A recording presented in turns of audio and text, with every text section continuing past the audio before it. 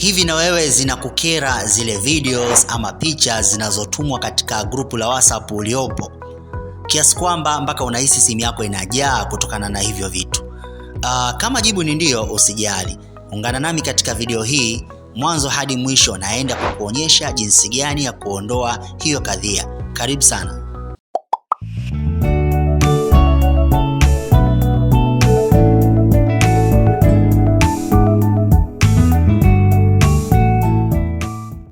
Sasa kama ambavyo nimetangulia kusema, watu wengi sana tunakumbwa na kadhia ama changamoto ya kupokea videos, picha na documents kutoka katika magrupu ya WhatsApp pasi na ridhaa yetu. Mara nyingine huwa inakuwa hivyo.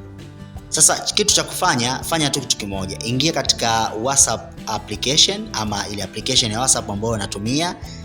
Kwa sasa hivi mimi nitaingia katika WhatsApp Business ambayo ni hii hapa. Ukiingia hapa utachagua group ambalo unataka uweke hiyo setting, kwa maana kuna magroup mengi sana unaweza kuwa nayo katika simu yako, isipokuwa kuna group ambalo zinatumwa picha ama videos ama documents ambazo wewe usihitaji ziingie kwenye simu yako. Basi cha kufanya, utaingia katika hilo group. Kwa mfano mimi nitaingia hapa, alafu ukishafika hapo utaenda juu kabisa katika ile group name, huku juu kabisa utakliki hapo. Ukifungua uta scroll down. Ukiscroll down utaenda katika sehemu ambapo ameandika media visibility. Utaingia hapo katika media visibility. Mimi nimeweka no. Nimeweka no kwa sababu gani? Kama ambavyo message inaonekana hapa, show newly downloaded media from this chat in your devices gallery. Kitu cha kufanya, kama huhitaji hizo video, pictures ama documents za group ziingie katika device yako, basi utaweka no kama ambavyo mimi nimefanya. Lakini by default huaga inakuwa hapa katika default yes. Kwa hiyo huaga inakuwa hivi. Sasa wewe utaamua either kuacha hiyo default usema yes or no. Lakini kama hautaki vitu viingie, basi utasema no.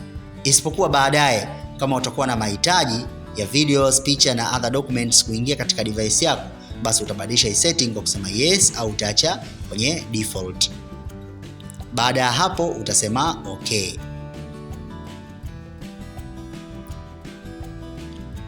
So hadi kufika hapo nadhani tumeona jinsi gani ya kufanya setting ili zile videos ama pictures na other documents kuingia katika device yako moja kwa moja. Badala yake utakuwa ukiamua kuruhusu wewe mwenyewe kwa muda ambao utakuwa unahitaji.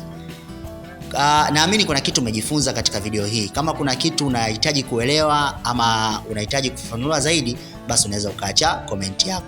Lakini jambo la msingi zaidi, usiache kulike, kushare, lakini pia kusubscribe kama bado hujafanya hivyo. Unaweza ukabonyeza hapo alama ya subscribe ili uwe wa kwanza kupata vitu vitakavyokuwa vimekuja. Karibu sana hadi wakati mwingine. Mimi ni ndugu yako